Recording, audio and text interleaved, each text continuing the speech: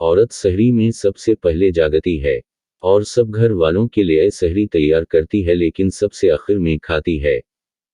रोजा रखने के बाद दोपहर में बच्चों को खाना खिलाती है। फिर 4 बजे के बाद से इफ्तारी तक अपने खानदान वालों के लिए इफ्तारी तैयार करने में लग जाते हैं।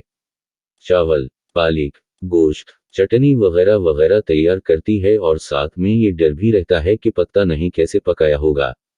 सास और ससुर के लिए अलग चीज पकाती है और साथ साथ में इफ्तारी से पहले शोहर के गुस्से को सब्र से झेलना भी पड़ता है।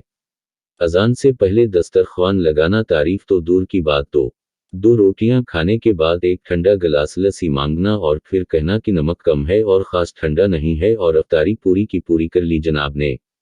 इसके बाद चपके से किसी कमरे में इफ्तारी कर लेती है। तरावी के बाद फिर से हजरात के लिए चाय और मेवा तैयार करती है और फिर से सहरी में सबसे पहले जागती है। अगर खुदा ना ख्वास्ता ना जागी 2 बजे या सहरी लेट हुई तो सब खानदान का नज़ला बेचारी औरत पर गिरता है सारा दिन।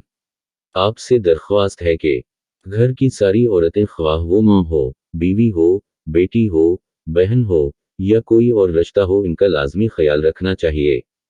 आखिर वो भी हमारी तरह इंसान हैं।